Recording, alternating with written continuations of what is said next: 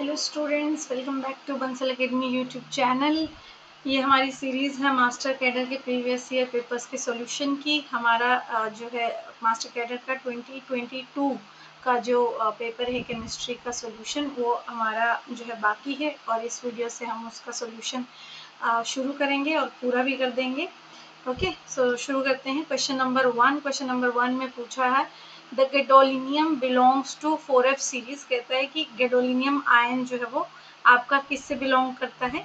4f series से belong करता है। ओके, कहते the correct electronic configuration is, आपको करेक्ट इलेक्ट्रॉनिक कन्फिग्रेशन बतानी है। देखिए उन्होंने पहले ही बोल दिया कि 64 उसका एटॉमिक नंबर है, तो कितनी बड़ी प्रॉब्लम तो यहीं पे आपकी उन्होंने सॉल्व कर दी। अब देखिए आपको जिनोन की फॉर्म में उन्होंने सॉरी जिनोन को मतलब जो है आपकी नोबल गैस को लेके उन्होंने इसको कॉन्फ़िगरेशन को लिखा है। तो जिनोन का जो एटॉमिक नंबर होता है वो 54 होता है। तो 64 में से 54 तक के इलेक्ट्रॉन तो यहीं भरे गए, रह गए कितने? 10।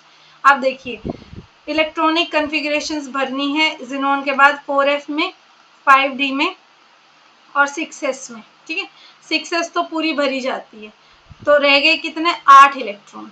अब देखिए या तो वो 8 के 8 यहाँ भर दे या फिर डी में 5 भर दे और एफ में जो है बचे हुए 3 भर दे। लेकिन आपको पता है कि जो आपकी एफ ऑर्बिटल है उसके अंदर 7 डब्बे होते हैं।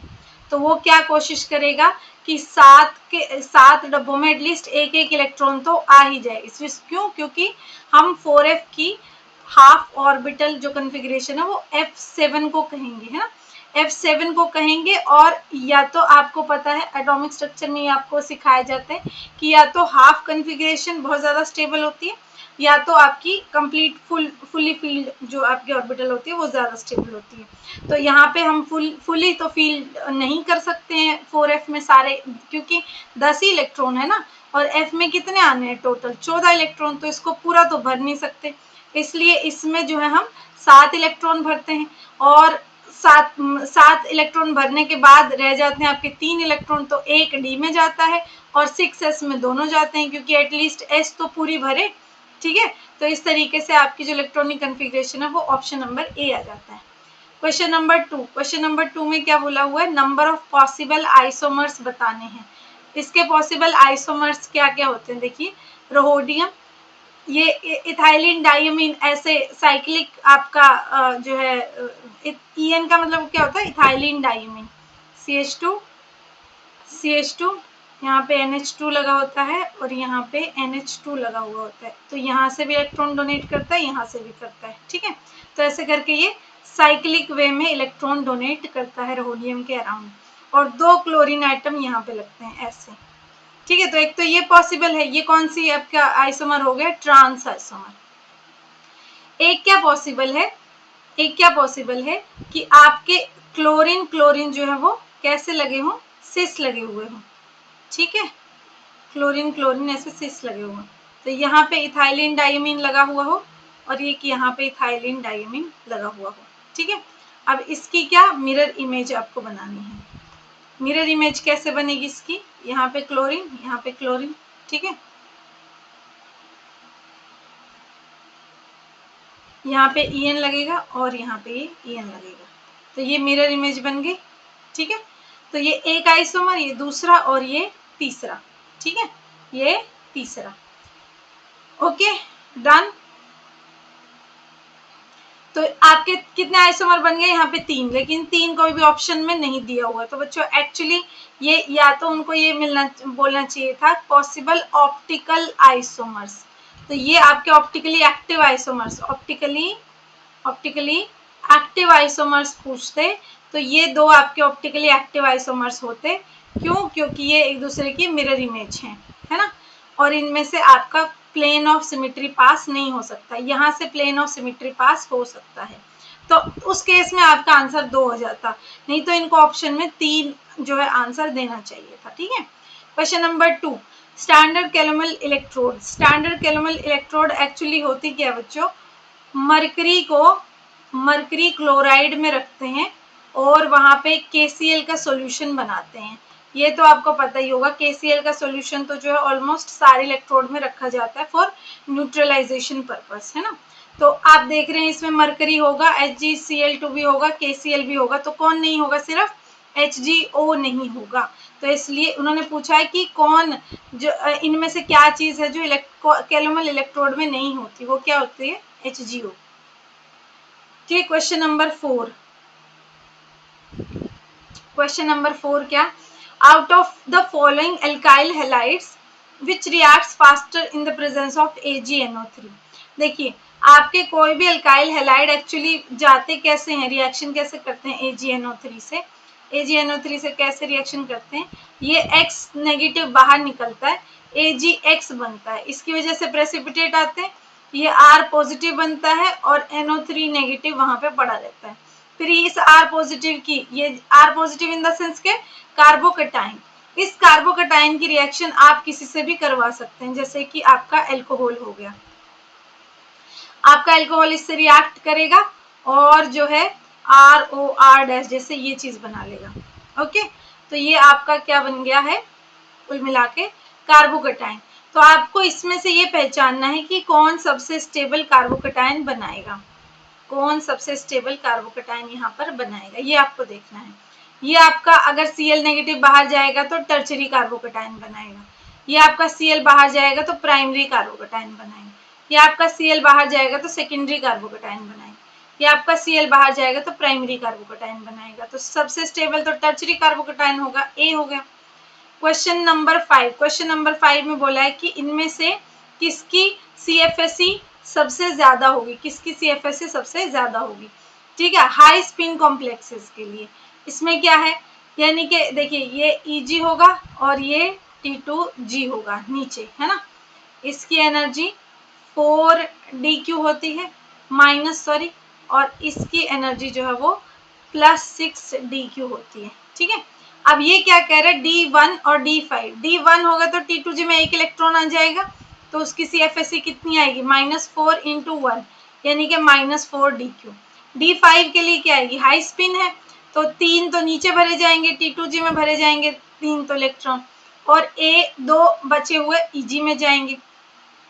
ये इसकी -4dq और इसकी एनर्जी +6dq, तो ये कितनी एनर्जी आ गई इसके केस में, 3 × -4 +6 × 2, तो ये तो 0 आ गई। इसमें क्या देखा हमने, D की एनर्जी -4dq आ गई और D5 की एनर्जी 0dq आई, यानी कि इनकी तो बराबर नहीं है, तो ये ऑप्शन तो नहीं हो सकता। ठीक है, तो ये ऑप्शन तो आपका नहीं हो सकता है। नेक्स्ट ऑप्शन की तरफ चलते हैं, D1 इसकी तो हमारी आई थी -4dq। ठीक है, D7 की देख लेते हैं, T2G में 1 2 3 4 5 6 7, आपके T2G में कितने इलेक्ट्रॉन आ गए, 2 2 4 और 1 5, तो 5 गुना -4 प्लस में ये 2 इलेक्ट्रॉन किस में आ गए, Eg में आ गए, तो 2 × 6, तो ये 5 चौके 20 -20 प्लस में 6 दूनी 12, ये आ गया कितना, -8dq आ गया। तो ये भी बराबर नहीं आए, ये D7 के लिए आई और ये D1 के लिए थी, दोनों बराबर नहीं है। D4 में चलते हैं, D4 में चलते हैं, D4 में क्या है देखिए, D4 में हाई स्पिन है, यानी कि आपके 3 इलेक्ट्रॉन तो T2G में भरे जाएंगे नीचे, और Eg में कितने भरे जाएंगे, मैं लिख देती हूँ यहाँ पे ऐसे अच्छे से ना, देखिए ये आपका Eg है ना, और ये आपका T2G है। ठीक है, Eg में 2 डब्बे होते हैं। D4 को भरिए, 1 2 3 और 4, CFSE निकालिए,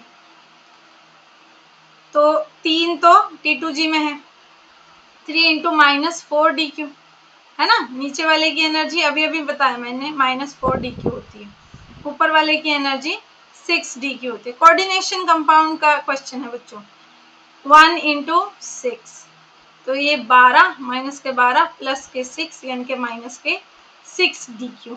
ठीक है, -6dq आ गया। D9 देखो, अब D9 कैसे भरा जाएगा, इसके लिए माइनस के 6d यहाँ पे लिख दो। D9 के लिए देखो, D9 के लिए देख लेते हैं। देखिए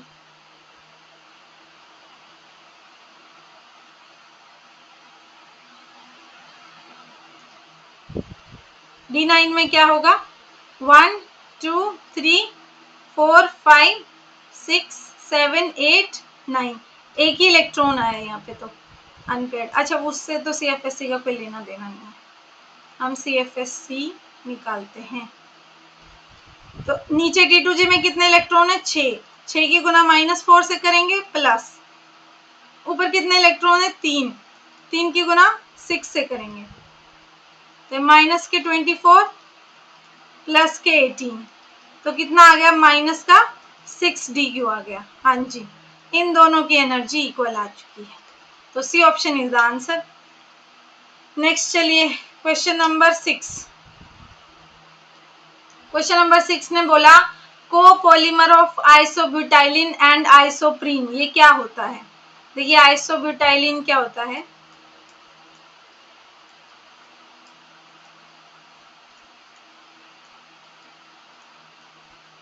ये आइसोब्यूटाइलिन होता है। आइसोप्रीन क्या होता है, देखिए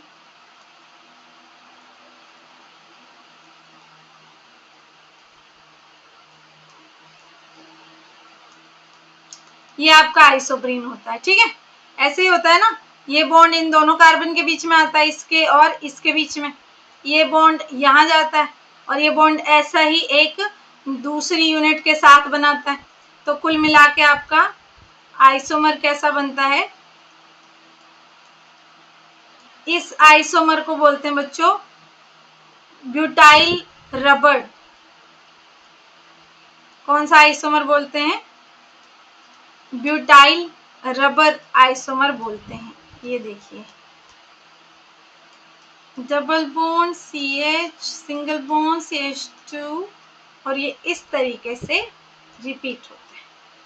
ये हमारा हो गया isobutyl, A option is the answer. Next चलते हैं, बैकमन रीअरेंजमेंट कह रहे हैं कि इस जो आपको दिया हुआ स्ट्रक्चर, ए स्ट्रक्चर जो है, और उसके बाद एक बार बैकमन रीअरेंजमेंट करो, फिर उसका हाइड्रोलिसिस करो। हाइड्रोलिसिस मतलब उसमें पानी डालो।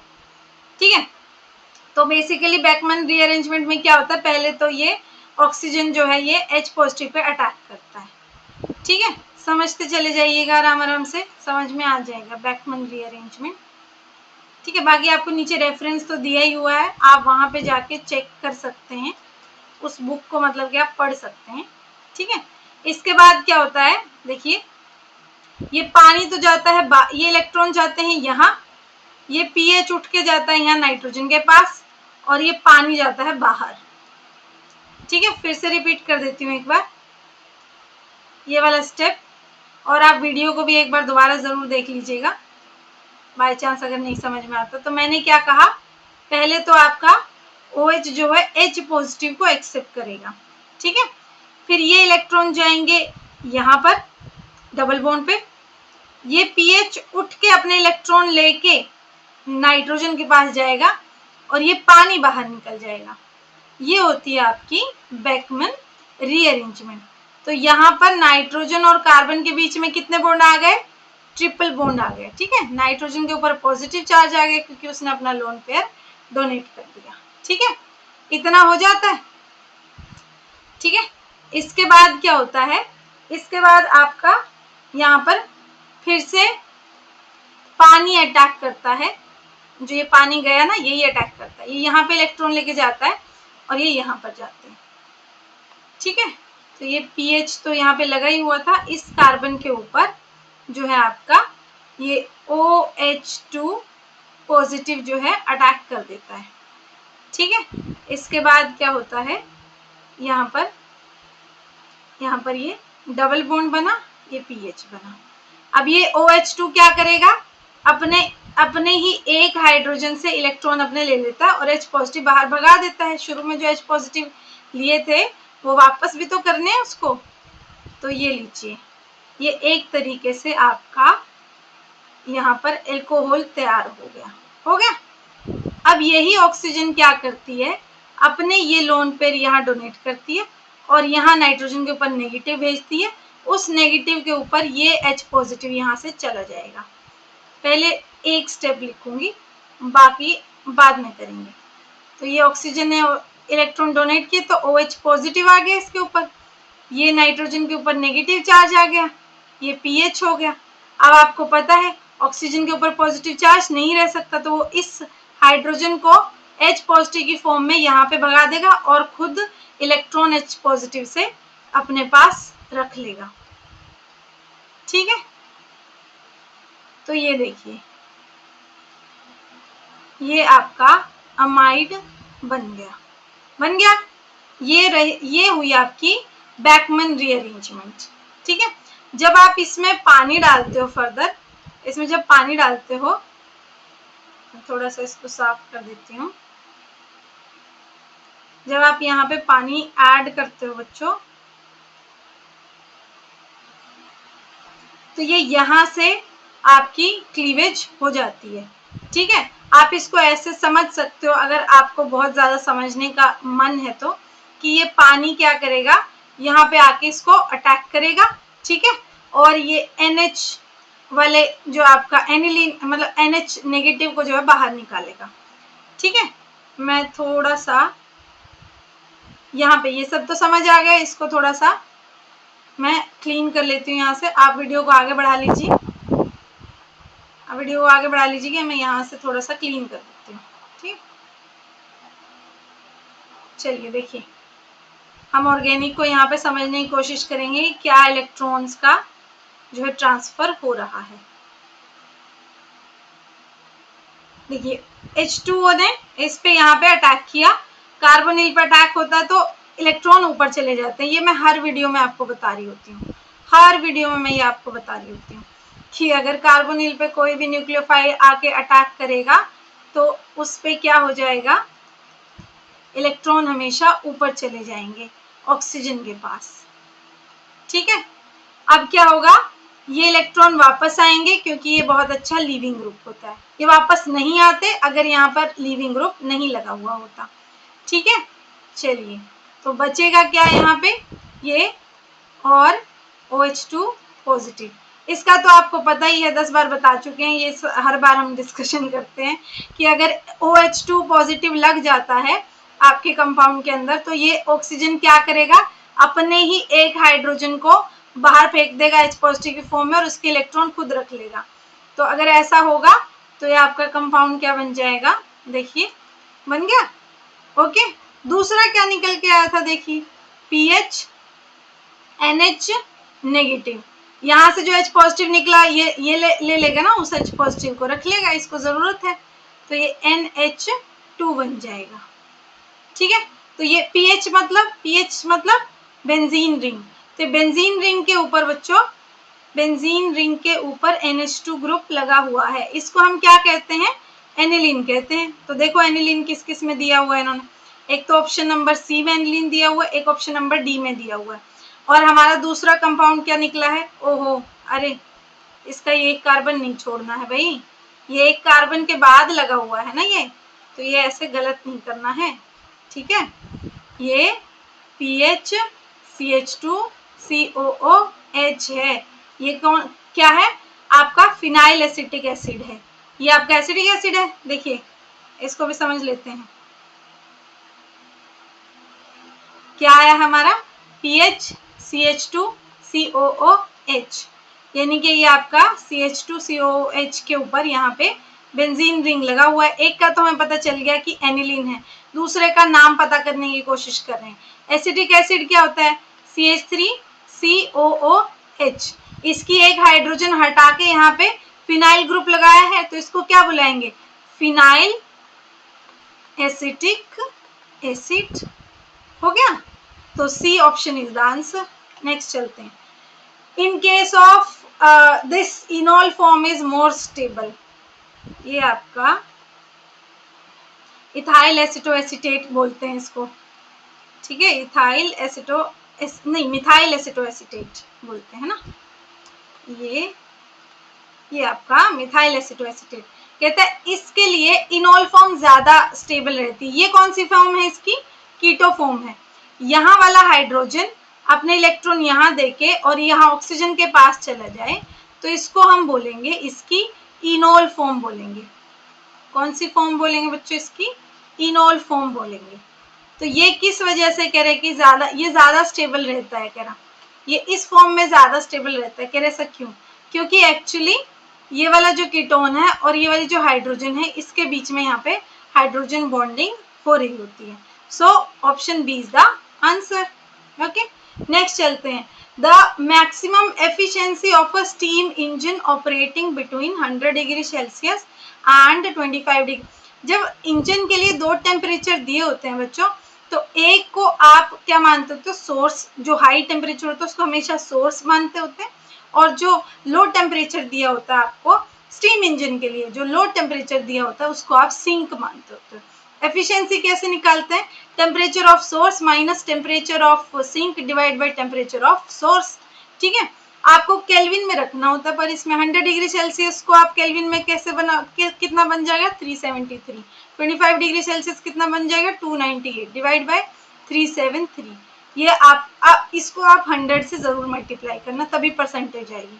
इसका आंसर आपका ऑलमोस्ट 20% आ जाएगा। Option A is the answer. आगे देखिए question number 10। Find the possible values of L and M for an electron in 3p। 3p orbital में 3p यानी कि n की वैल्यू तो है 3, p की वैल्यू कितनी हुई? 1, क्योंकि s के लिए l की वैल्यू 0 होती है, p ऑर्बिटल के l की वैल्यू 1 होती है। यहाँ पे क्योंकि 3p दिया, l की वैल्यू 1 है। Okay done. ओके, आप m की वैल्यू कैसे निकालते होते हैं? -L2 plus l।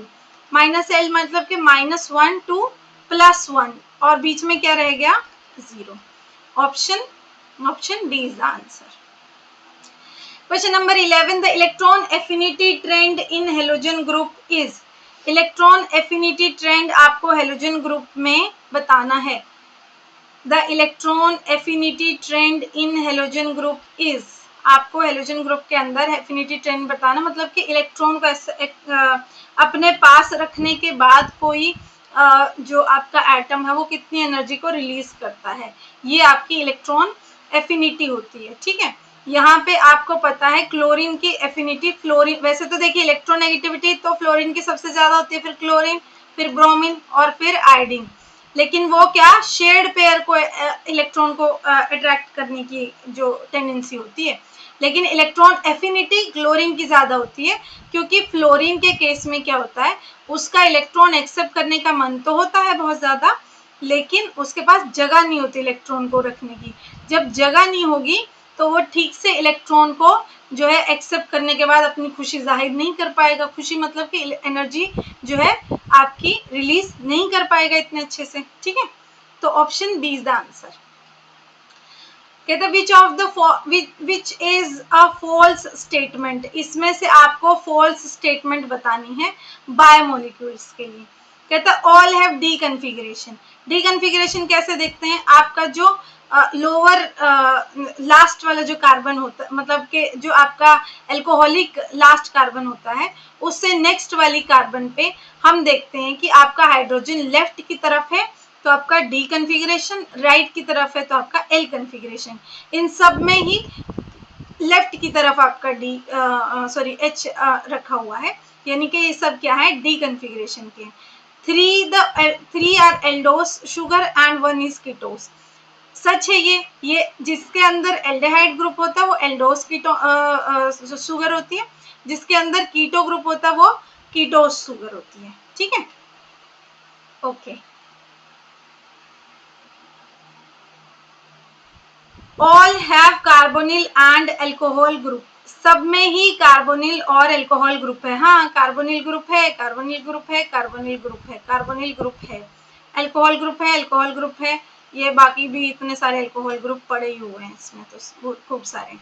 All are aldose sugar नहीं, अभी एक ऑप्शन में तो उन्होंने बोला कि 3 जो है आपकी एल्डोस शुगर है और बाकी आपकी एक आपकी कीटोस शुगर है। तो ये डी ऑप्शन में ये कैसे कह सकते हैं all are aldose sugar?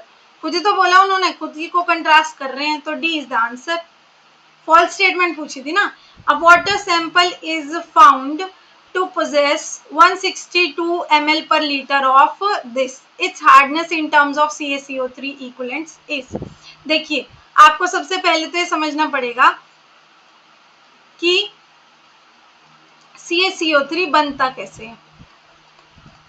CaHCO3 से CaCO3 बनता है और हाइड्रोजन गैस बाहर निकल जाती है। तो 1 मोल CaHCO3 से 1 मोल CaCO3 बनता होता है। इसका मॉलिक्यूलर वेट होता है 162 ग्राम, इसका मॉलिक्यूलर वेट होता है 100 ग्राम। तो हमें ये पता है कि 162 ग्राम आपका बाई कैल्शियम कार्बोनेट होगा, कैल्शियम बाई कार्बोनेट होगा, तो उससे कैल्शियम कार्बोनेट 100 ग्राम निकलता है। अब उन्होंने कहा कि आपके पास जो सॉल्यूशन है उसमें इतना CaCH3 है, तो बताओ उसमें CaCO3 कितना है।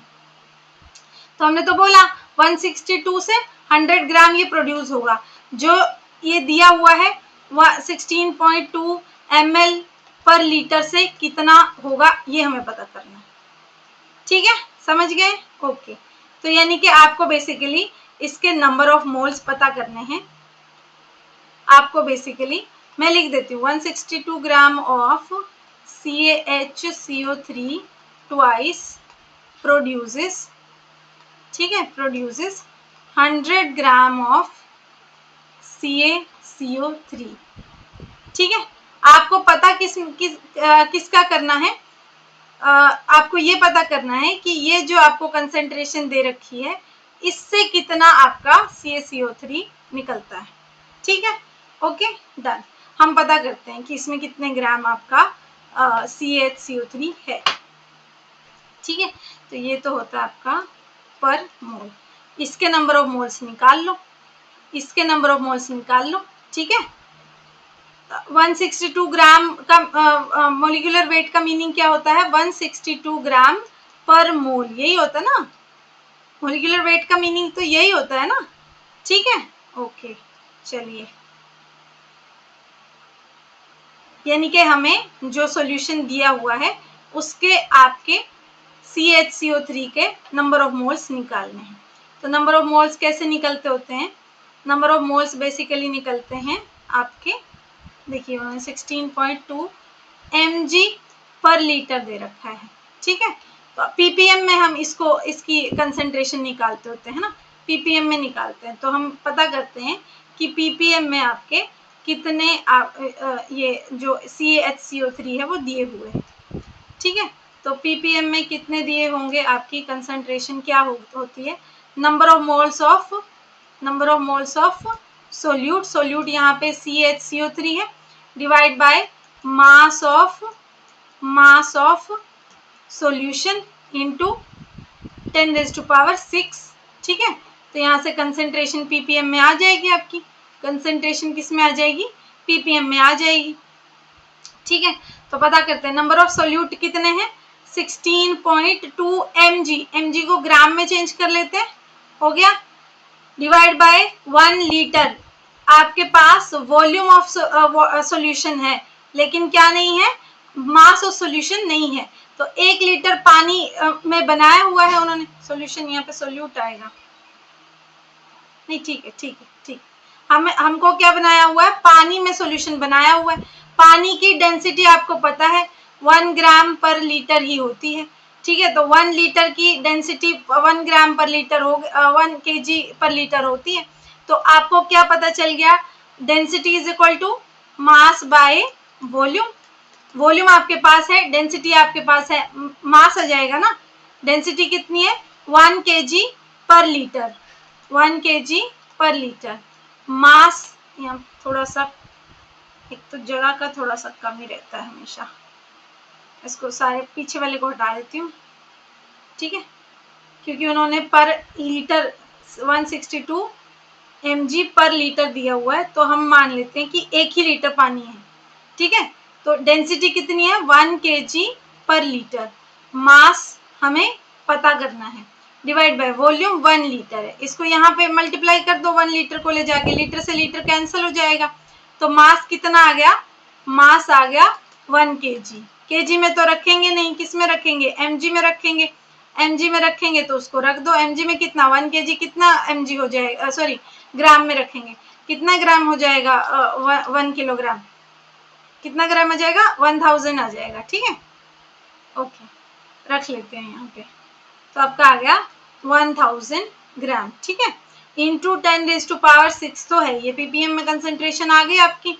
जब आप इसको कैलकुलेट करेंगे तो आपका 162 आपका 16.2 ही आ गया, ये है ना 16.2 आ गया। अब देखिए 16.2 आ गया, ओके।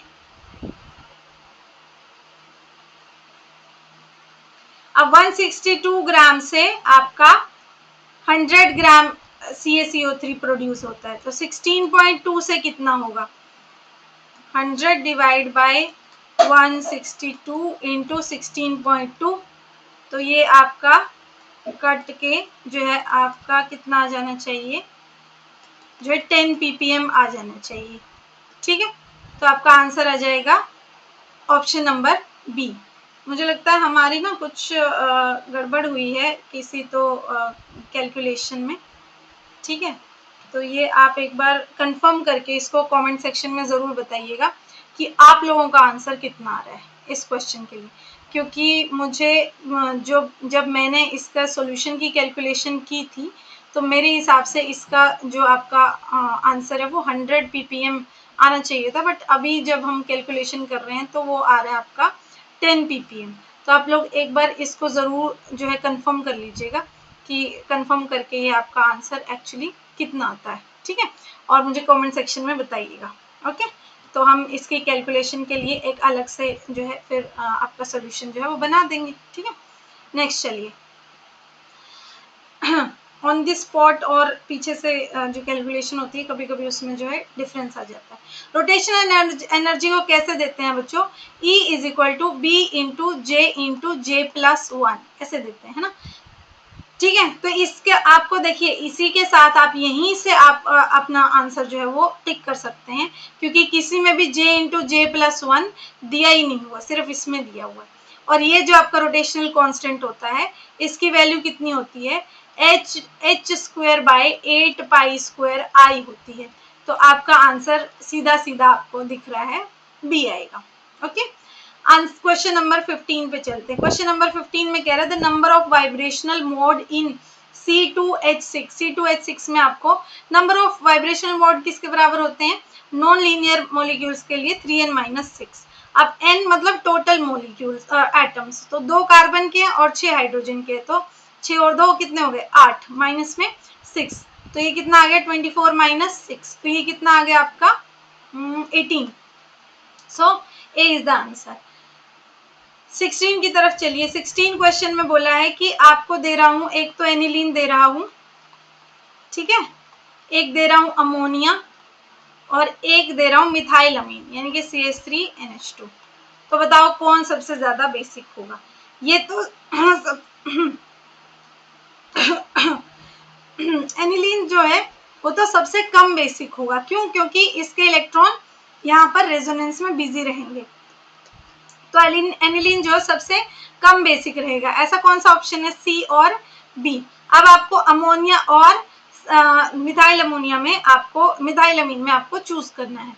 अब देखिए इसके ऊपर ऐसे ये लोन पेयर पड़े हुए हैं, यहाँ पर CH3 प्रेजेंट है, electron density plus I effect के थ्रू बढ़ाने के लिए, तो ये लोन पेयर ज्यादा अवेलेबल रहेंगे, तो ये ज्यादा बेसिक रहेगा। बेसिक होने का मतलब बेस कौन होते हैं, लुईस बेस पूछ रहे हैं ना, ये लुईस बेस कौन होते हैं, जो इजिली इलेक्ट्रॉन को डोनेट करें, तो मिथाइल अमीन सबसे इजिली इलेक्ट्रॉन को डोनेट करेगा। Question number 17। क्वेश्चन नंबर 17 में क्या बोला हुआ है, the dissolution of CH3COONH2 in water is spontaneous process। कहता है इसको पानी में घोल रहे हैं, ये स्पॉन्टेनियस प्रोसेस है, मतलब कि हो रहा है। The temperature of the solution decreases, कहता है जैसे जैसे ये घुलता है, ठीक है, जैसे जैसे ये पानी में घुलता है वैसे वैसे टेम्परेचर कम होता जाता है, ठीक है, वैसे वैसे टेम्परेचर कम होता जाता है, या कह लीजिए कम करना पड़ता है।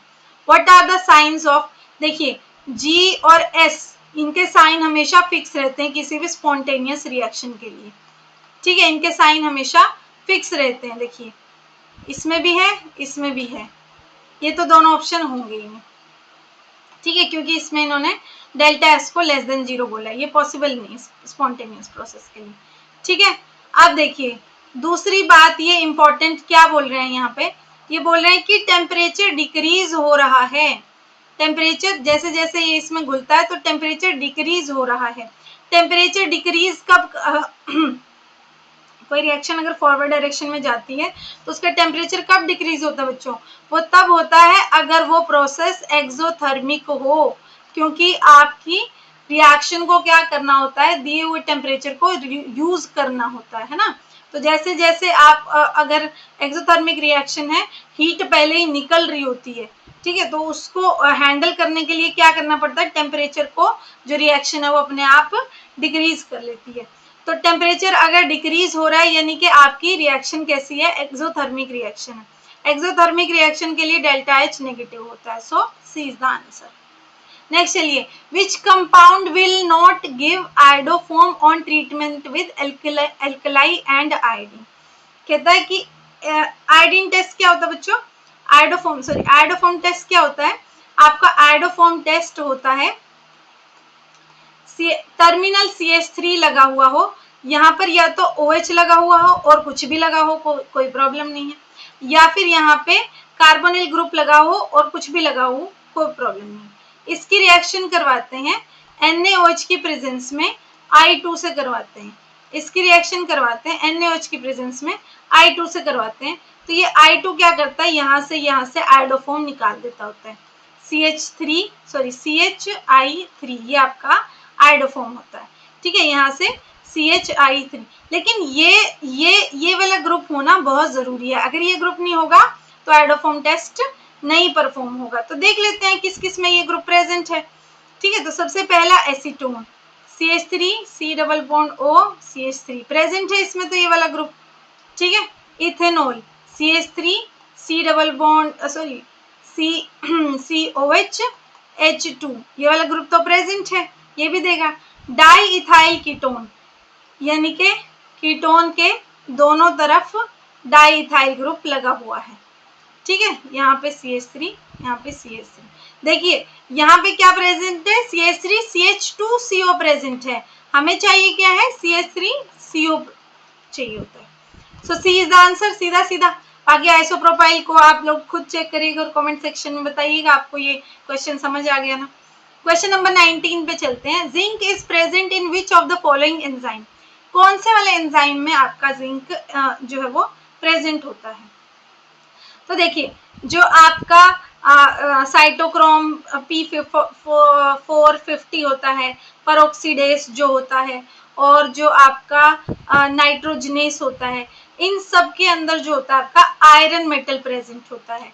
कार्बोनिक एनहाइड्रेस के अंदर ही आपका जिंक प्रेजेंट होता है, ठीक है। So B is the answer, okay. Question number 20 पे चलते हैं।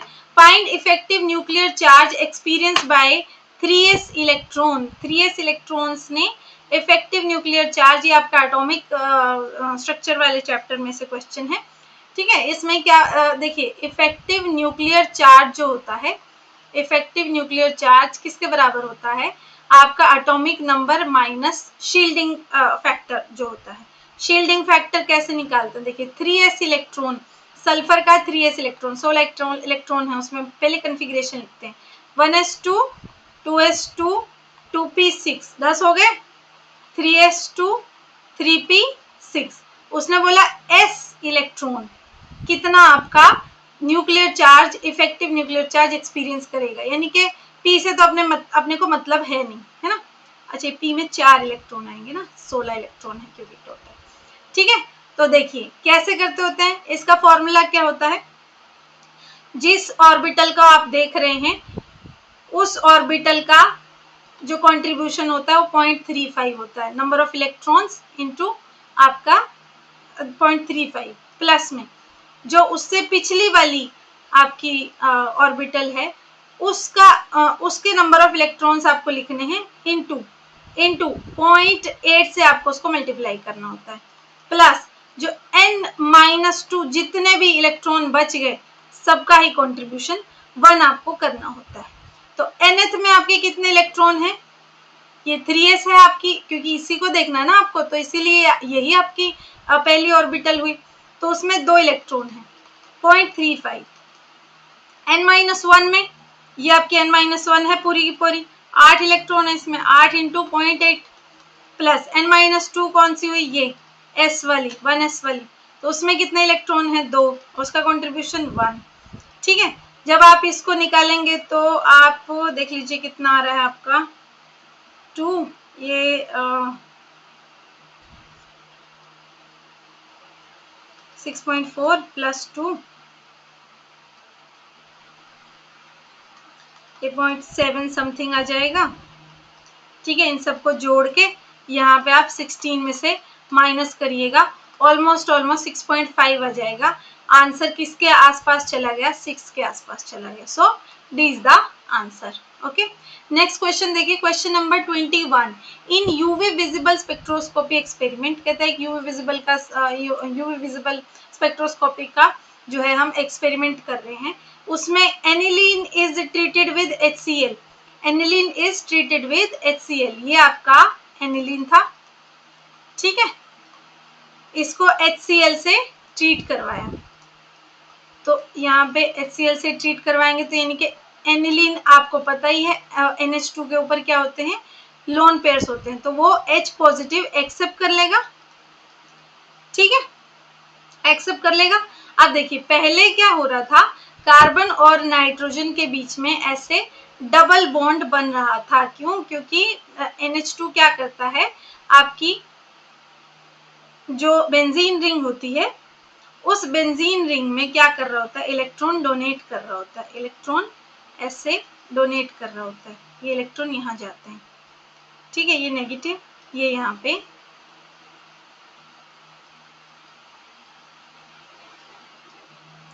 ठीक है, डन। ऐसे होता है, हाँ ऐसे ही होता है।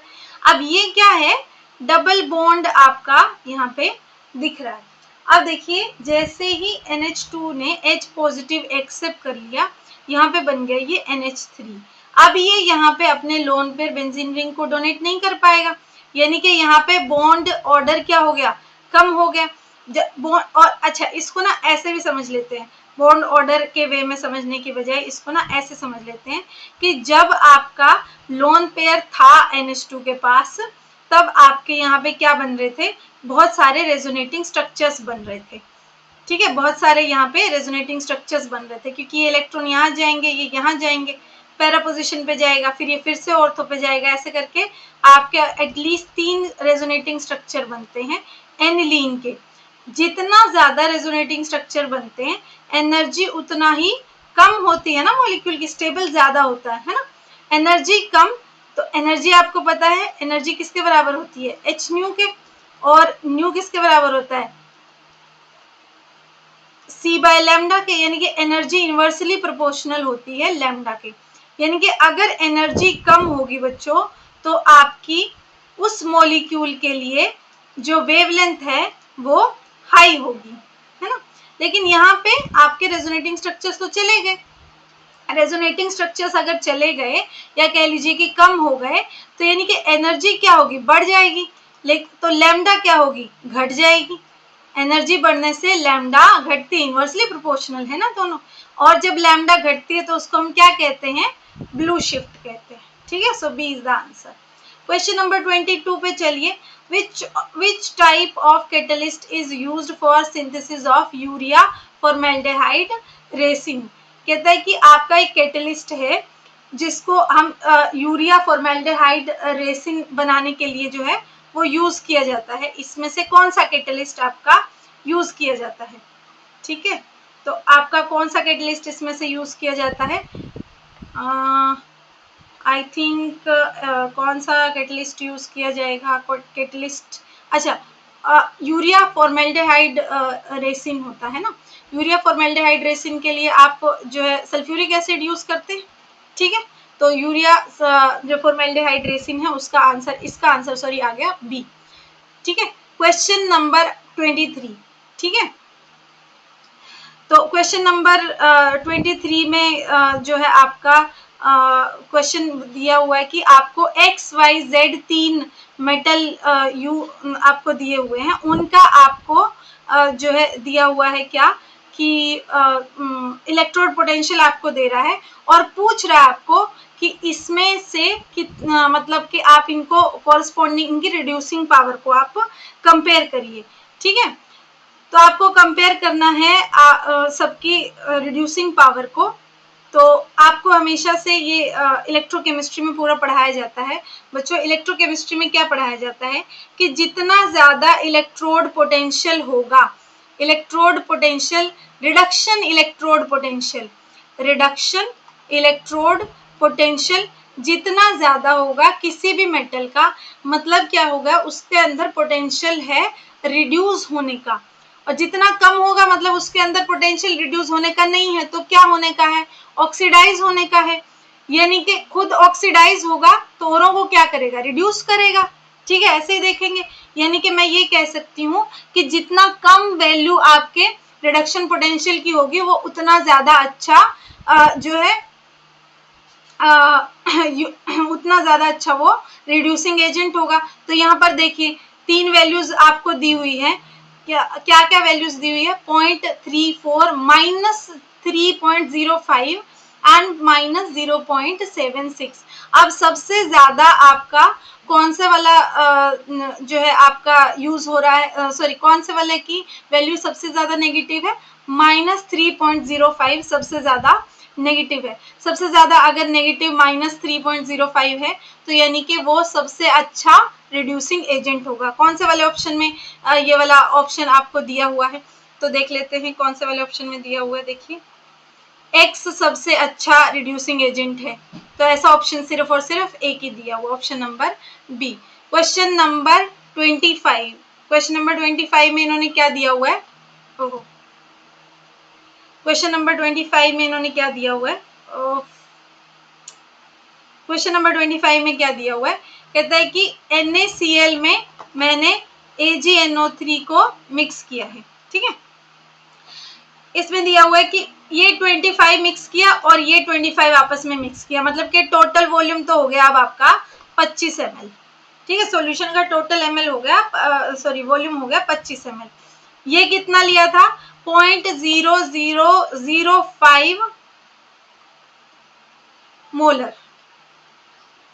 ठीक है, तो जब ये मिक्स किए पहले इनिशियली इसके नंबर ऑफ मोल्स कितने थे, 0.005, इसके कितने थे 0.01, ये कितना लिया 25 ml, ये कितना लिया 25 ml। फाइनली निकालो नंबर ऑफ मोल्स। अब क्योंकि वॉल्यूम ml में दिया है तो आपको मिली मोल्स निकलेंगे, मोल्स नहीं निकलेंगे। ठीक है, या आप उसको 1000 से जो है डिवाइड करिए फिर वो सब करके।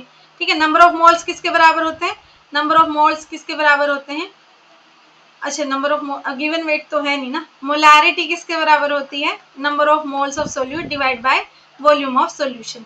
तो नंबर ऑफ मोल्स कैसे आ जाएंगे, जो आपकी मोलैरिटी दी हुई है उसको आप वॉल्यूम से मल्टीप्लाई कर दो तो नंबर ऑफ मोल्स आ जाएंगे। ठीक है, अब टोटल वॉल्यूम तो 50 ml अब हो चुका है, पहले मोलैरिटी कितनी थी 0.005, अब वॉल्यूम कितना है 25 ml, तो ये आपके मिली मोल्स आ गए NaCl के।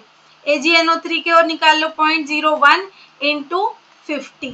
ठीक है, तो ये कितने आए देख लेते हैं, 10 से 10 तो कैंसिल हो जाएगा, 0.025 है ना। ये कितना आएगा बच्चों, ये ये 100, ये 0 तो कट गया तो 0.5 आ जाएगा। अब आपको दिख रहा है कि आपको देखिए AgNO3 से अगर आप NaCl की रिएक्शन करवाएंगे तो बहुत ही सिंपल सी बात है, AgCl बनेगा और ये क्या देता होता है हमें, येलो प्रेसिपिटेट देता होता है।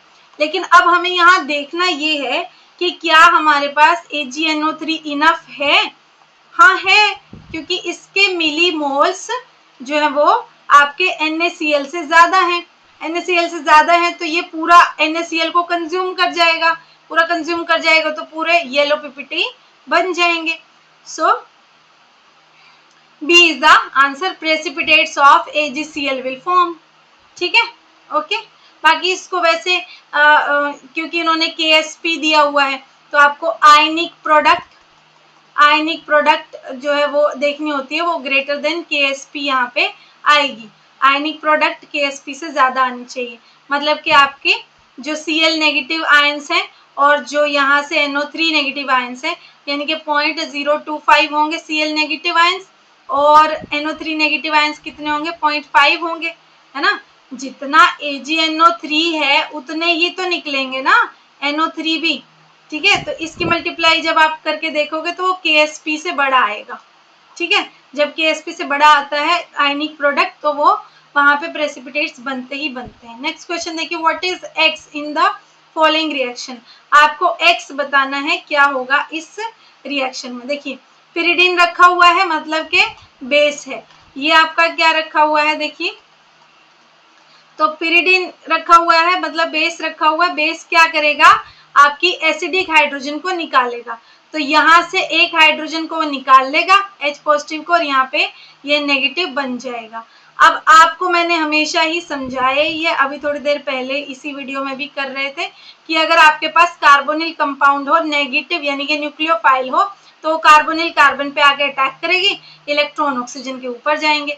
जब इलेक्ट्रॉन ऑक्सीजन के ऊपर जाएंगे तो ये ऐसे कुछ होते हुए दिखेंगे। अब यहाँ से आपको पता चलेगा, अब यहाँ से आपको पता चलेगा कि यहाँ पे कोई भी लिविंग ग्रुप तो है नहीं, तो इलेक्ट्रॉन तो वापस आ नहीं सकते। तो ये क्या करते हैं, H पॉजिटिव की प्रेजेंस में क्या बनता है, CH3, ये H पॉजिटिव एक्सेप्ट कर लेते हैं। अब H पॉजिटिव एक्सेप्ट करने के बाद भी पेट इनका नहीं भरता है, पेट इनका इसके बाद भी नहीं भरता है, तो क्या होगा, यहाँ से OH और यहाँ से H बाहर निकल जाते हैं पानी की फॉर्म में। जब OH और H पानी की फॉर्म में निकलते हैं तो आपको क्या, आप उसको क्या बोलते हो, कंडेंसेशन। कंडेंसेशन में क्या रिजल्ट निकल के क्या आता होता है, रिजल्ट निकल के आता है अल्कीन बन जाता है वहां पे। तो ये यहाँ पे इस तरीके से आपका अल्कीन बन जाता है। इससे मैच करता हुआ आंसर ढूंढिए, इससे मैच करता हुआ आंसर ढूंढ लीजिए। इससे मैच करता हुआ कोई भी आंसर इन्होंने नहीं दे रखा है ना, तो इससे मैच करता हुआ देख लेते हैं CH3COH। अच्छा उन्होंने हीट भी कर रखा है ना, तो आप यहाँ से जब हीट करेंगे तो यहाँ से आप CO2 भी बाहर निकाल देंगे, है ना। तो फाइनल प्रोडक्ट में आप लिखेंगे CH3CH double bond CHCOOH। Heat भी कर रखा है ना, हीट को भी यूज करना है, डिकार्बोक्सिलेशन हो जाता है ना हीट जब भी आप डाइकार्बोक्सिलिक एसिड को करते हैं। तो आपका आंसर आ जाएगा बच्चों ऑप्शन नंबर C, ठीक है। उन्होंने यहाँ पे प्रोडक्ट को नहीं छोड़ा, यहाँ तक लेके गए, ठीक है। चलिए इसी के साथ इस वीडियो का एंड करते हैं, काफी लंबी वीडियो हो गई होगी आई थिंक। नेक्स्ट वीडियो में जो है रेस्ट ऑफ द क्वेश्चंस को हम सॉल्व करेंगे।